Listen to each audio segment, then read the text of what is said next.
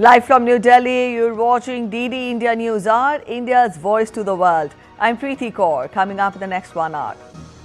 India's space story set to enter a new era. India's private space company Skyroot Aerospace to launch the country's first private rocket, Vikram 1.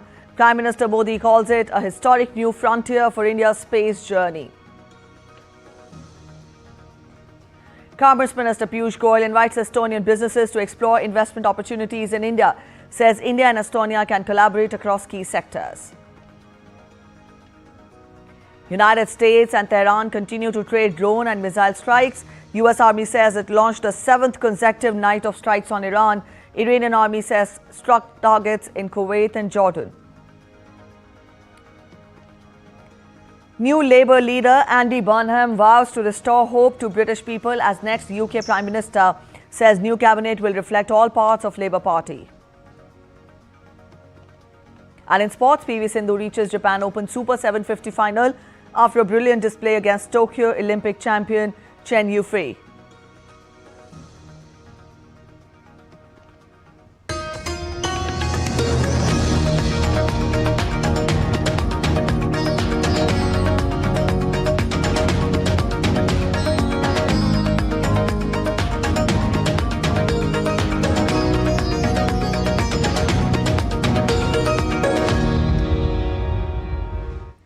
United States and Tehran continue to trade drone and missile strikes.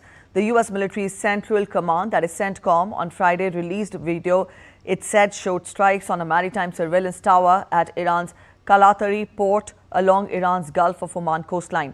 CENTCOM said the tower had been used by Iran's Islamic Revolutionary Guard Corps to track and target commercial vessels transiting the Strait of Hormuz, adding that destroying the tower would protect freedom of navigation in the waterway. The collapse of a ceasefire and resumption of strikes by the US and Iran has again interrupted tanker traffic in the strait, cutting off the delivery of energy supplies from the Persian Gulf.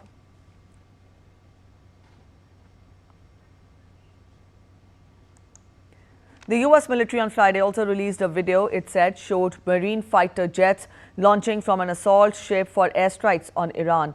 The Department of Defense said the F-35B Lightning II planes launched from the amphibious ship USS Boxer on July 13th. It did not say whether the ship was located during the operation. The US has conducted airstrikes since the collapse of a ceasefire this week in the wake of Iranian attacks on commercial ships traversing the Strait of Hormuz.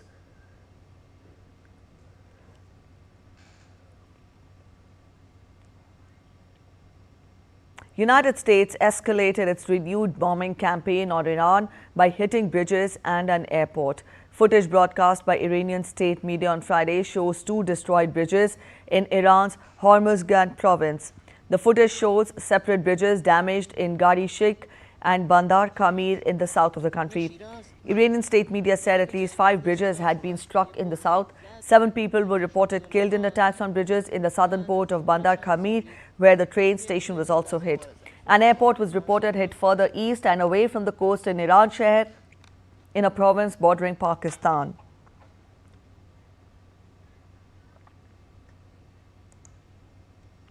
The United Nations says Secretary General Antonio Guterres is deeply concerned by the continuing military escalation between Iran and the United States, particularly the attacks on civilian infrastructure in Iran and across the region. Speaking in New York on Friday, UN Deputy Spokesperson Farhan Ak called such attacks unacceptable and said the UN chief believes there is no military solution to the conflict. And this just in, the Secretary General remains deeply concerned by the continuing military escalation between Iran and the United States of America. He's particularly concerned about attacks on civilian infrastructure in Iran and across the region. Such attacks are unacceptable. He reiterates his firm conviction that there's no military solution to this conflict and calls for stepped-up diplomatic efforts towards a peaceful and durable settlement. Such a settlement should include the full restoration of international navigational rights and freedoms in and around the Strait of Hormuz. Iran announced attacks on Gulf countries that host U.S. air bases, including Bahrain, Qatar and Kuwait, in addition to a U.S. vessel in the northern Indian Ocean. The footage released by Iran's Revolutionary Guards on July 16th shows what they say are missiles launched at U.S. targets in Jordan, Kuwait and Bahrain. The Revolutionary Guards said it attacked a depot of drones in Bahrain and destroyed Bahrain's main artificial intelligence center with ballistic missiles and drones. Andy Burnham will replace Keir Starmer in 10 Downing Street on Monday. Burnham, who returned to Parliament a month ago in a by-election, cemented his status as the sole leadership candidate after being backed by 379 Labour MPs, as well as all 11 trade unions affiliated to the party earlier this week.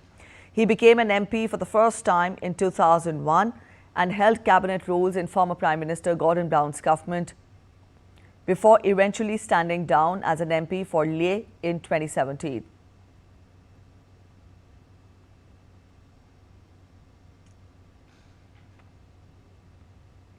During that time, he twice ran for the Labour leadership. He lost on both occasions. Most recently, Burnham was Mayor of Greater Manchester, a role he held from 2017 until last month. He drew praise as the mayor for his work to transform the region's transport system and gained a strong reputation as the voice for the north of England. Protesters gathered outside President Volodymyr Zelensky's office in Kyiv for a second consecutive day on Friday, demanding the dismissal of Ukraine's Commander-in-Chief Alexander Syrsky following the removal of Popular Defense Minister Mikhailo Fedorov. Demonstrators chanted "Syrsky away" and "Bring Fedorov back," urging the government to heed the voices of soldiers on the front lines. Many protesters argued that Ukraine's military needs a more technological-driven approach and reforms to move away from outdated Soviet-era practices. President Zelensky said he intervened because the rift between Syrsky and Fedorov had become so deep that the two could no longer work together.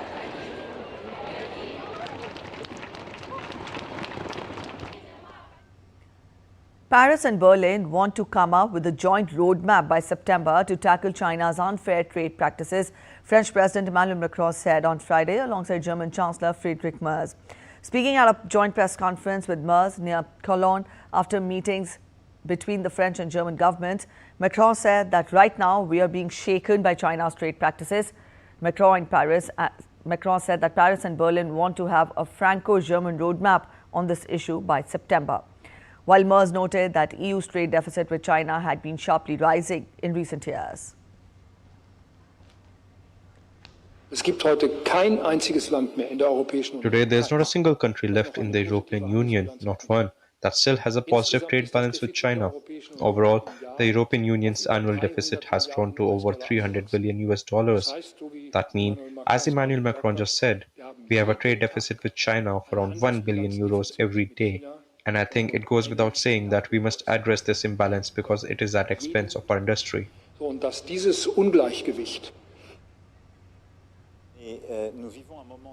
We also want to protect our companies and industries. We have seen this in the chemical industry. We are seeing it in machine tools, the automotive sector, and many others. We are under pressure today. Why? Because China, after all, provides its companies with 8 times more support on average than the OECD average, and then we do. And it doesn't play by the rules. And so, on this point, we have supported and will continue to strongly support the mandate given to European Commission to move much more quickly on these market investigations and these instruments to protect our industries, and that is absolutely essential. And at the initiative of Chancellor, with which I agree 100%, we have asked our ministers of economy, finance, and foreign affairs to draw up a Franco-German roadmap on this subject by September. The leaders of Germany and France also pledged to deepen defense cooperation. Chancellor Friedrich Merz said that Berlin is boosting its defense capabilities by seriously examining France's offer regarding nuclear deterrence and proceeding step by step. German Chancellor Friedrich Merz and French President Emmanuel Macron met as part of a regular series of joint cabinet meetings looking to get past tensions over the collapse of a joint fighter jet project earlier this year. The two leaders had already outlined proposals for France to cooperate on nuclear deterrence with Germany. following increasingly clear signs from Washington that the United States was looking to reduce its defense commitments in Europe. You're watching DD India News Hour. We're heading for a short break, but after the break, deadly flooding hits the city of Goyal in Texas. Texas Governor Greg Abbott signs major disaster declaration. Rescue efforts underway after landslide hits China's Chongqing.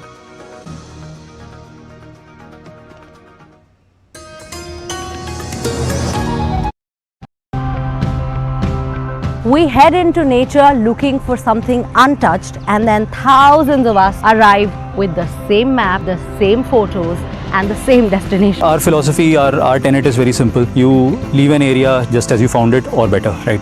So if we find wrappers, we pick them up. We make it a point so none of our members litters on the trail.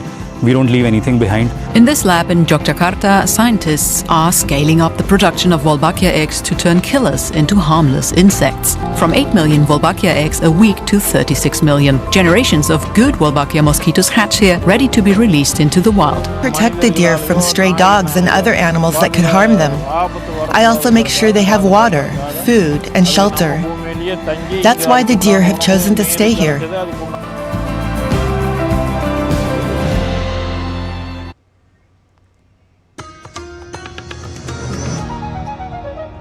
Welcome back after the break. You're watching DD India News Hour, and India is on the verge of a commercial space revolution. Startup Skyroot Aerospace is set to become the country's first private company to launch an indigenous rocket capable of putting satellites into orbit. The mission, called Agaman, will aim to validate the performance of Skyroot's orbital launch vehicle and key technologies in the flight. We get to more. India's first privately developed orbital rocket is ready to blast off from the Satish Dhawan Space Centre in Sriharikota. Developed by Skyroot, a private aerospace company, Vikram 1 has been named after India's pioneering space scientist Vikram Sarabhai.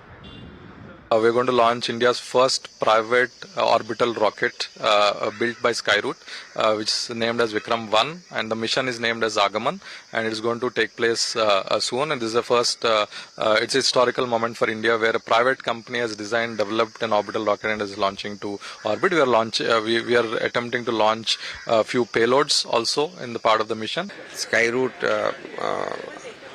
rocket is going to be launched from the Sriharikota, and it will be first of its own kind, which is developed after the space policy. First company who is going to come. They launched their suborbital flight in almost 3 years back, and now we are getting ready for the orbital flight. This will be the first time an orbital class rocket, fully designed and developed by a private player, will attempt to fly from Indian soil. The mission Agaman launch marks the arrival of India's private sector in the global launch business. We at Skyroot started this company around 8 years ago with an objective to build affordable, reliable and on-demand launch vehicles from India to the world. And India, as we know, is known for cost-effective space programs in the entire world. And that natural advantage of cost-effectiveness we want to utilize. And from private industry, we want to build an affordable space access solution. Vikram 1 is a multi-stage orbital launch vehicle built with an all-carbon composite structure. It is powered by in-house developed propulsion systems, including 3D printed engines and high-thrust solid-fuel rocket boosters, and is designed to carry small satellites weighing up to 350 kilograms to low Earth orbit. The test flight is meant to see how the technology developed by Skyroot Aerospace performs in real-world conditions. The in-flight data gathered from this mission will be used by the company to learn, improve and build further. Prime Minister Narendra Modi has termed the Skyroot's Vikram 1 launch as a historic new frontier for India's space journey. In a social media post, he said, and I quote him, "At 11:30 a.m. today, Skyroot Aerospace will undertake the maiden orbital launch of Vikram 1, India's first privately developed launch vehicle. This 4-stage rocket is designed to provide rapid and on-demand launch services This mission highlights the talent, determination and entrepreneurial spirit of our youth. It also shows how our space sector reforms are unlocking new opportunities for innovation and enterprise. He also extended best wishes to the entire Skyroot aerospace team for a successful launch, wishing Vikram 1 soar high, create history and inspire a generation of innovators. The Prime Minister urged all Indians, especially his young friends, to follow this historic mission and join in wishing Team Skyroot success using hashtag India with Vikram 1.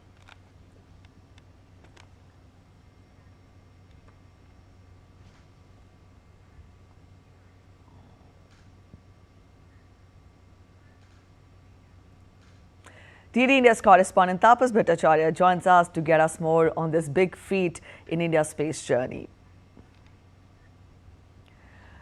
Tapas, hi, good morning. When we talk of Vikram 1, then it will be India's first privately developed orbital rocket. How significant is this for India's space journey? It's a huge opportunity. In fact, it's a happy memory for DD family at the same time. The reason I'm telling you, Preeti, is that remember when the startup champion started, we were the first one to interview this particular startup, Skyroot. Bharat Dhaka, Pavan Chandana, they were the two ISRO scientists, the former ISRO scientists who started off this journey, and we went there, we did a whole story on them. And a few months back, they hit a major milestone by becoming India's first unicorn space startup. And now they are writing history once again with their Vikram 1 rocket, which is going to be the first LOE, the low Earth orbit rocket from Indian soil, made by India, make in India. And the best part is that the journey we saw from a very close, and I had a chance to speak to Pavan also a few days back, and he said, you know, it's a huge opportunity for them to showcase what India can do in private space sector. And they've been showing that all throughout in the last 8 years that we have been following them, and this is just the start. This is the tip of the iceberg. We believe if they can successfully do this particular mission, they will be on course to replicate the success of Starlink of Elon Musk in US, and the aim is to build bigger, better rockets to make sure to get a major pie of the space industry, space sector industry that is there. India currently has only 2% of the world space sector industry. So the idea is to make themselves more relevant, better, and this is, as I said, the tip of the iceberg. They're starting off, and in the next few years you will see many more milestones coming up. It's a huge one. Vikram 1 is a huge in terms of India's scientific community. It's a huge leap of faith, and that's one of the reasons why they said Agaman is the mission name, because it's the arrival of India's space sector. Preeti. All right, as we'll announce the arrival of India's space sector. Tapas, you tell us that you interviewed the founders of Skyroot Aerospace. Get us a sense, get us more about Skyroot Aerospace, one. And secondly, now with this launch, to what extent will it further strengthen India's position on the global space global page when we talk of, space journeys and space sojourns? So there are three things that is very important. When we started having a chat with Pavan and Bharat, and that was like 8 years back. Remember, they had a small office in Hyderabad. It's a Hyderabad-based company, and from then onwards, they built the whole ecosystem. So right now, Hyderabad has probably one of the best ecosystem when it comes to space sector, when it comes to aerospace industry per se, and they actually got a benefit from that, and that's one of the reasons why we see they recently, Prime Minister also inaugurated a system, their own facility where they can build rockets, they can build satellites also. So they have integrated the whole space sector per se. So that is one part of it. The second very important part, as I mentioned, they became the second, in fact, they became the first space startup to hit the unicorn status. And unicorn status means that they have 100 billion valuation at their name. So that's one of the very first company in the space sector who have achieved this milestone.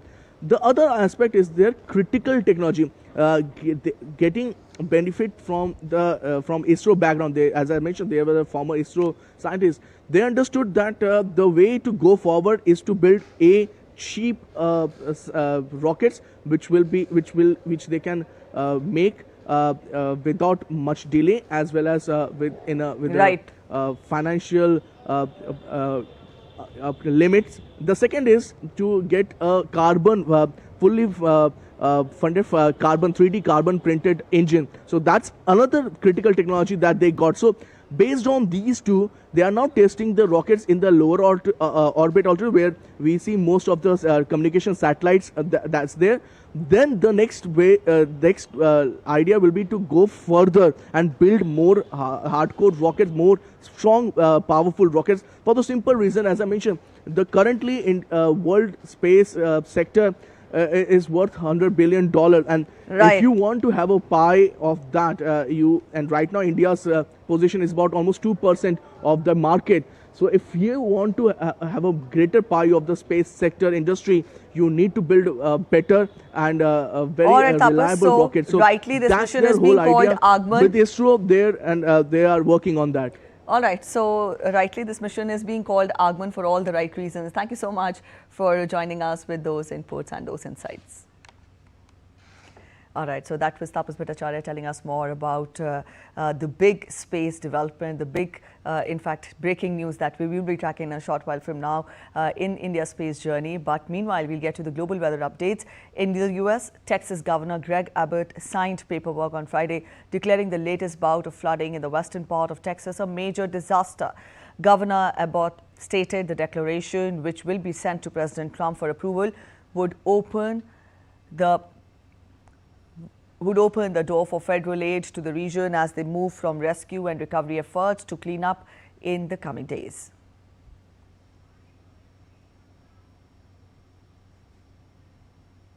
To support these efforts to the fullest, I am right now going to be issuing a major disaster declaration. I'm going to hold it up for you. I will tell you, it's about 20 pages long. What it does is it will open the door to federal relief to assist in the rebuilding of this region. And it's dated today, the 17th, and as of right now,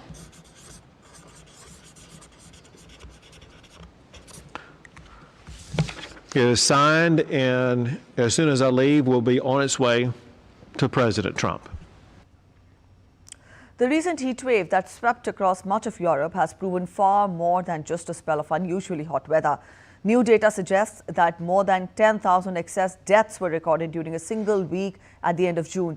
Our Italy correspondent David Martello reports on this. Europe's first heat wave of the year has left the continent with a devastating toll. What started as a series of records for high temperatures rapidly turned into a public health emergency. Now, new figures show that around 10,000 people in the continent died due to problems and issues related with extreme heat. At the same time, scientists warn that climate change will make these events more intense and more frequent. Scorching temperatures swept across Western Europe between June 22nd and June 28th, pushing thermometers well above seasonal averages. Now, official mortality data reveal the human cost. According to Euromomo, which monitors death in 27 European countries, around 10,000 excess deaths were recorded during the peak of the heat wave. More than 9,000 of those who died were over the age of 65, highlighting just how vulnerable older people are during periods of extreme heat. Temperatures exceeded 40 degrees Celsius in several areas. Wildfires spread across parts of the Mediterranean. Schools closed, infrastructure came under pressure, and emergency services were stretched as government urged people to stay indoors and keep hydrated. Scientists say the findings are consistent with what climate models have predicted for years. As greenhouse gas emissions continue to warm the planet, heat waves are becoming longer, more intense, and far more dangerous. For Europe's aging population, the health risks are expected to grow unless countries invest in stronger heat warning systems, better urban planning, and protections for vulnerable communities. In Italy, authorities activated the National Heat Prevention Plan as temperatures climbed across much of the country. While no official nationwide death toll has yet been released, estimates suggest that the heatwave has been linked to hundreds of deaths, particularly among older and vulnerable people. In response, the Ministry of Health convened an interagency task force with civil protection and public health experts to monitor hospital admissions and mortality data in real time. Red heat alerts were issued for several major cities, while daily warning bulletins urged people to stay hydrated, avoid outdoor activities during the hottest hours, and check regularly on elderly relatives and neighbors. We gathered the stories of some people coping with the extreme heat of these days. Fino alle 6:30 di ieri sera non si poteva stare in giro.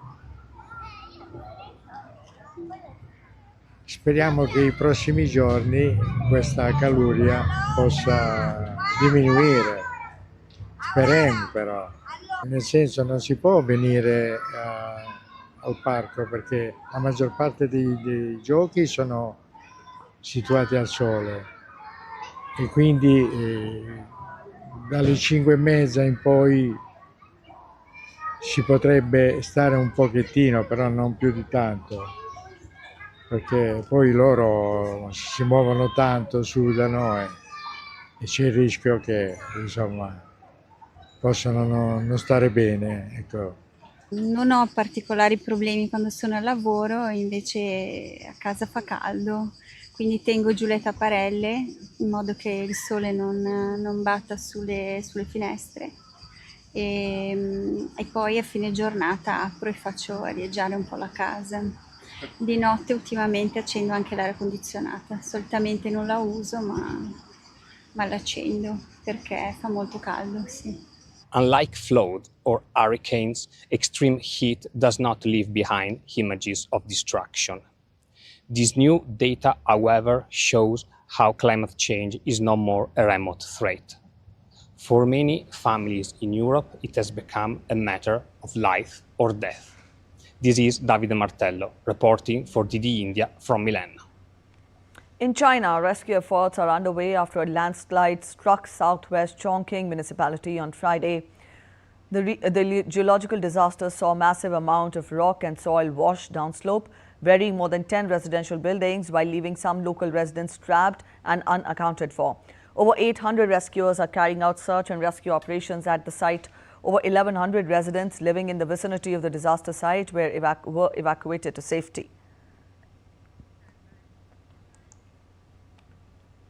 A quick look at other stories making it to the headlines from across the world.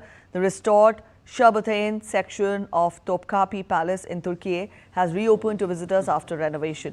The historic area, once part of the palace kitchens, highlights traditional flavors, aromas and healing recipes from the Ottoman era. The restoration expanded the displayed collection from 174 to 452 artifacts. Visitors can explore Sherbatane every day except Tuesdays when the palace remains closed.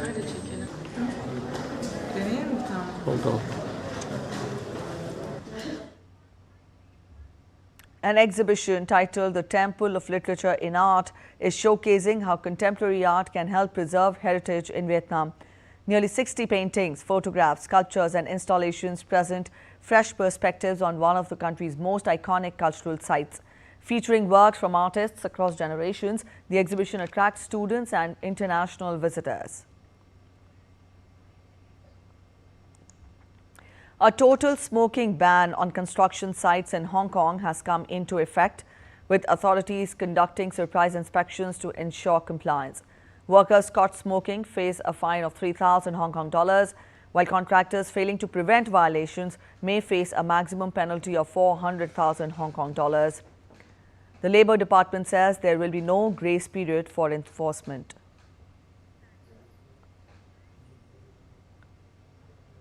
Commerce and Industry Minister Piyush Goyal is visiting Estonia to bolster bilateral trade and finalize European partnerships. He delivered the keynote address at the India-Estonia Business Forum in the presence of the Estonian Foreign Minister Margus Tsahkna. He highlighted how combining India's digital leadership and scale with world-class manufacturing, backed by the framework of the India-EU FTA, can power not just our bilateral ties but also strengthen the India-EU partnership.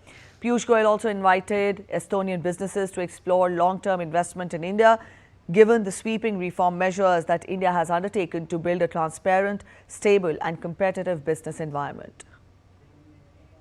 I do believe that given the India-EU Free Trade Agreement, which we finalized on 27th of January earlier this year, and the Security and Defense Partnership that was agreed to on 27 January 2026, we are well poised to elevate this partnership to the next higher level, and therefore today's forum is a very natural next step to turn our partnership, our friendship to a much elevated to a much different level, make it more strategic, yet also make it more practical from the business point of view.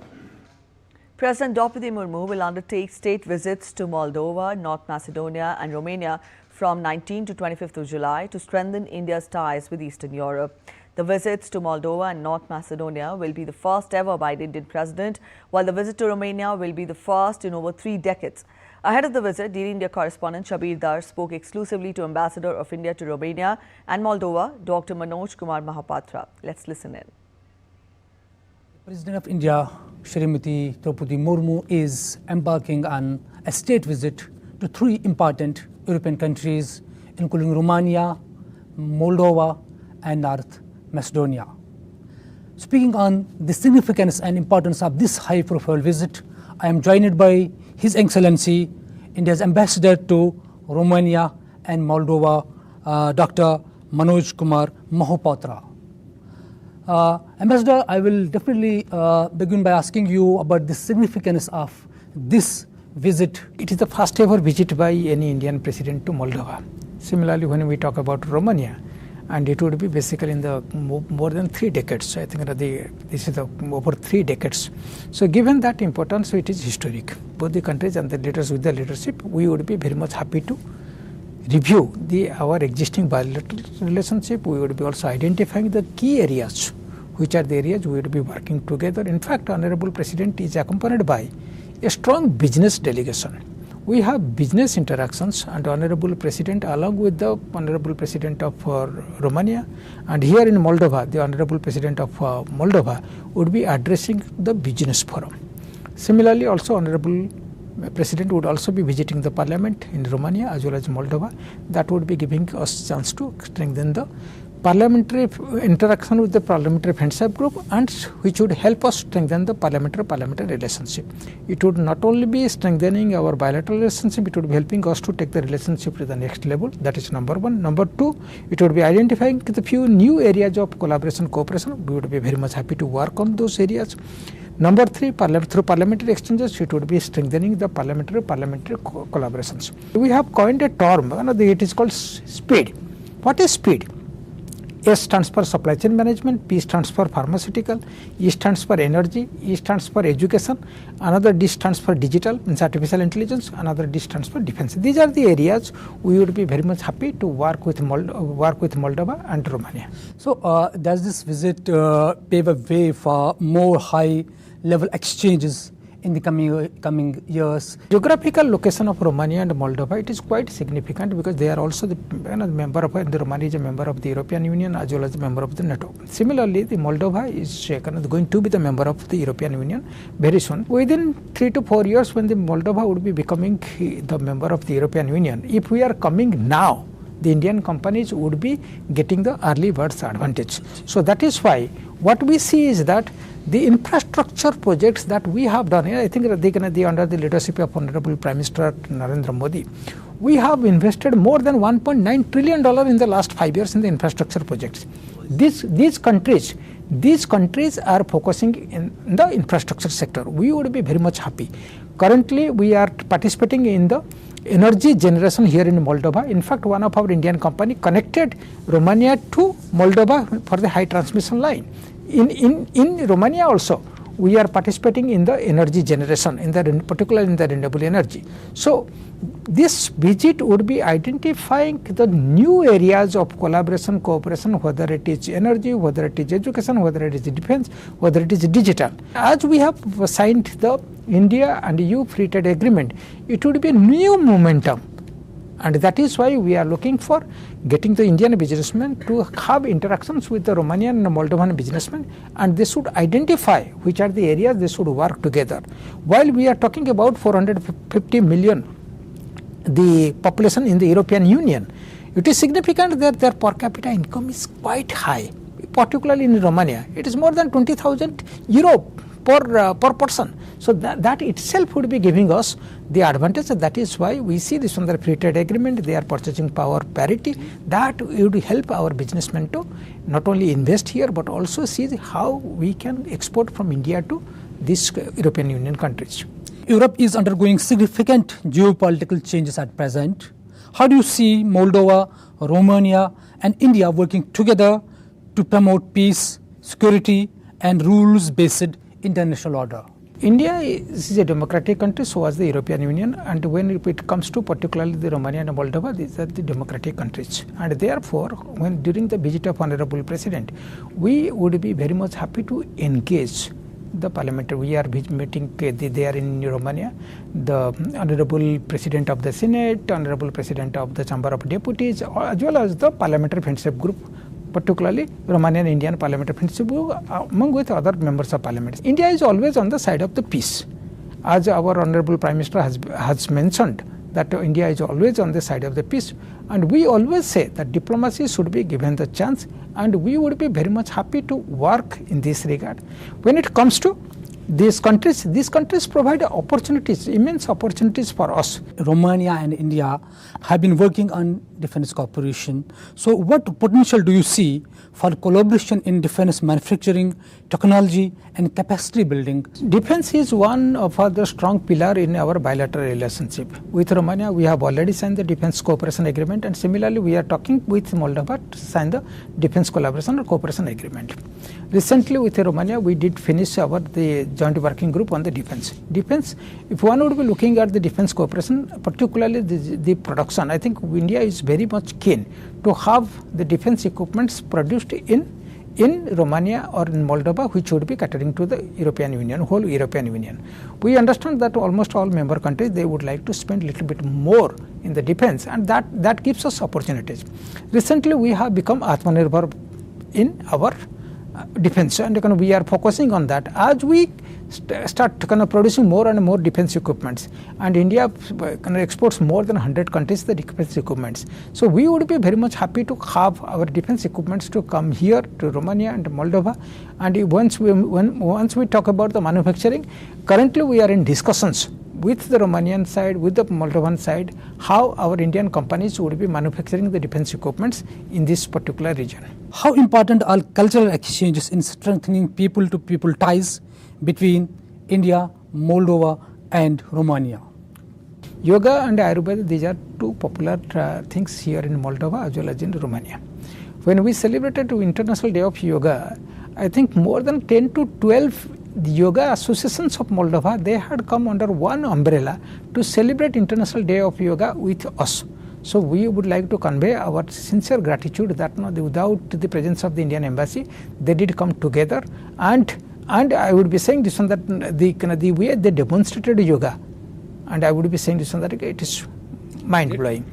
In Romania, I would be saying in every nook and corner you would be going, you would be seeing this one that the yoga studios are there. And when it comes to the Ayurveda, I would be saying Ayurvedic products are currently sold in markets. And we have the companies who are getting the Ayurvedic products from India and selling here in Moldova. And we would be very much happy to promote and people-to-people connection. That is another aspect of our relationship. Most of the students that have come for the medicine or the veterinary science, we see this one that there are Indians who are currently engaged in the professional or in workforce sector.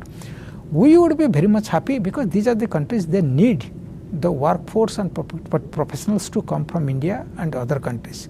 We would be very much happy. We see that there are a lot of potential and opportunities for us to come here, and government of the Romania and government of Moldova, they have shown keen interest to engage us when it comes to people-to-people connections. We would be very much happy to take it forward. Indian community in Moldova and Romania has grown in recent years, as we know.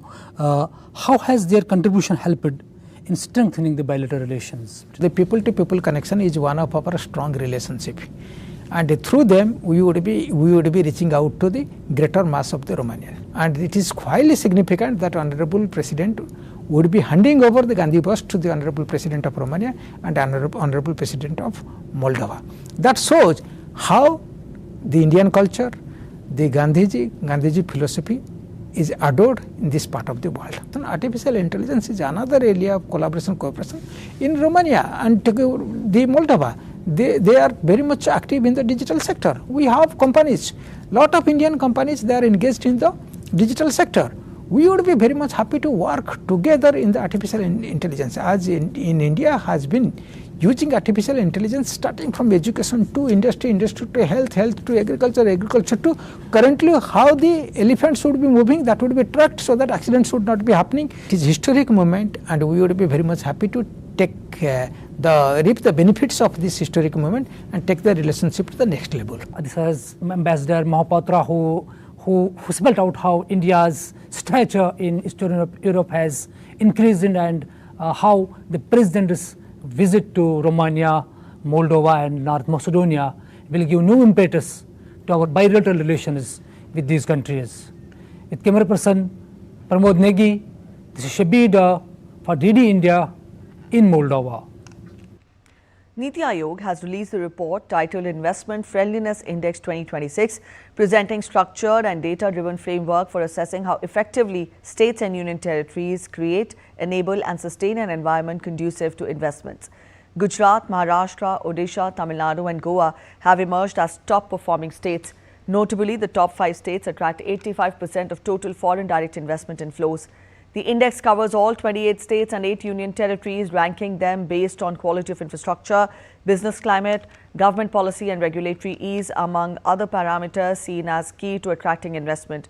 Rather than being merely a ranking exercise, the index intends to help states identify policy gaps, undertake reforms and strengthen investment ecosystems. Niti Aayog hopes that the index rankings will push states to compete for private investments while learning from each other's best practices. Chhattisgarh government has taken a major step to promote industry and investment. The State Assembly has passed the Chhattisgarh Ease of Doing Business Act 2026. Once implemented, the state will introduce a risk and trust-based business permission system expected to benefit more than 1.5 million MSMEs and businesses. Here's the special report by DD India's correspondent Dr. Somesh Patel from Chhattisgarh. The Ease of Doing Business Act 2026 passed by the Chhattisgarh Assembly will classify industries and businesses according to their risk profile. Low-risk enterprises will receive approvals through simplified process with fewer compliances, while necessary regulatory oversight will continue for high-risk industries. Chhattisgarh's Ease of Doing Business Act 2026, first state to introduce a risk-based business permission system. Annual license renewal requirement to be abolished for eligible categories. 43 services across 8 departments covered initially. More than 1.5 million MSMEs expected to benefit. जो कम जोखिम के उद्योग हैं The Ease of Doing Business Act 2026 is a significant reform for industry. The risk-based system will reduce unnecessary approvals and frequent inspections for low-risk enterprises. It will make starting and expanding businesses easier, enhance investor confidence, and make Chhattisgarh a more attractive destination for industry and investment. Under the new law, frequent government inspections for low-risk industries will be replaced with self-certification and third-party certification. Annual renewal for several approvals will also be discontinued. I see this is most welcoming step by government of Chhattisgarh for the ease of doing business. We industrialists and businessmen both welcome this step. Services such as water connection, firm and society registrations, and building plan approvals will become simpler and more time-bound. The biggest highlight of the new act is it places the burden proportionately to the nature of business. For businesses which are low risk, such as a normal shop, a office space, they should not face the same burden of compliances as a business which is, say, a very big steel plant or a explosive thing. So the logic is, let's make all those permissions and approvals based on the risk assessment. So low risk can be achieved through self-certification. A medium risk business can get a third party through certified third parties empaneled by government. And only very high risk attracts government level. But there too there shall be a maximum timeline whereby the government needs to give its compliance or rejection report. So the business can actually start his business within 30 to 60 days of applying. With simpler regulations, fewer compliances, and a risk-based approval system, Chhattisgarh is moving towards a more business-friendly ecosystem. The government expects the reform to accelerate investment and create new employment opportunities across the state. Chhattisgarh has taken a major step to boost business and investment. The State Assembly has passed the Ease of Doing Business Act 2026, making the state set to become the first in India to adopt a risk-based business permission system. With camera person Kasina Sahu, Somesh Patel, TD India, Chhattisgarh. And from here we now turn focus to sports. Talking of badminton, India's PV Sindhu entered the final of the Japan Open after world number 4 Chen Yufei of China was forced to retire due to an injury midway through their semi-final clash on Saturday. Sindhu, who is eyeing her first title of the season, was leading 21-19, 15-10 before the Chinese world number 4 retired. With this win, the 31-year-old Sindhu continued her resurgence after beginning the year ranked world number 18. She has since climbed back into the top 10 and is now world number 9. In the final, Sindhu will face the winner of the second semi-final set to be played between Japan's Akane Yamaguchi and Indonesia's Putri Kusuma Wardani.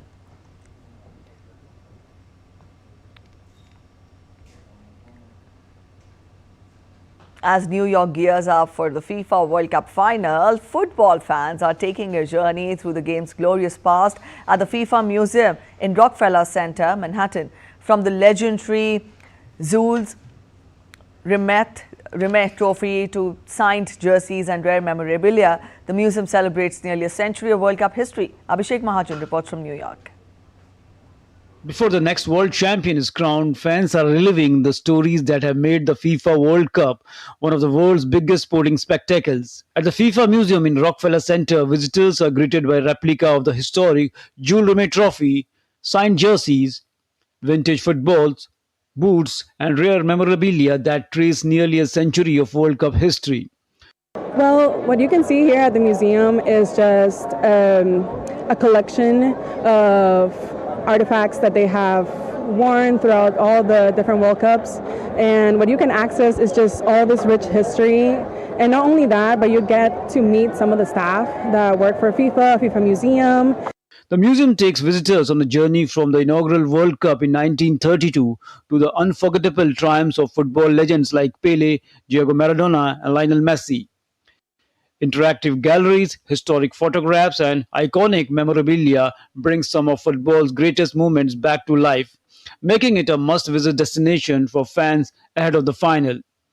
So this FIFA World Cup Museum is a rare opportunity for people to look at the things which are pretty much rare in football history. So for example, they actually have the current trophy, then they have a replica of previous trophy, and there are like very rare artifacts that you can come and see here, and it's like a treasure for the most of the football fans around the world. For football lovers, it's more than just a museum. It's a walk through the moments that shaped the FIFA World Cup. And now, with the final just around the corner, fans are waiting to see which team will write the next chapter in football history. Every trophy has a story, every jersey here has a legacy, and this exhibit here captures a defining moment in football history. And this FIFA Museum is reminding us that while trophies change hands, but the legacy of this game lives forever. With cameraman Shubham Sharma, this is Abhishek Mahajan in New York for DD India. The 2026 Cannes Hoa Sea Festival has officially opened in Nha Trang, Vietnam, under the theme Colors of the Ocean, Reaching International Heights. More than 600 performers delivered a grand artistic showcase celebrating the province's marine culture and heritage. The ceremony featured music, dance, AR, 3D mapping, lasers and pyrotechnics. Running until July 20th, the festival promotes Vietnam's coastal culture and tourism globally. Chapi vút lên giữa miền gió cát, mạch nguồn ấy bền bỉ kết thành cộng đồng Kinh, Chăm, Rắc Lây cùng các dân tộc anh em đoàn kết sẻ chia và bồi đắp nên miền đất Khánh Hòa. Gạch nung hồng đỏ thắm vệt thời gian.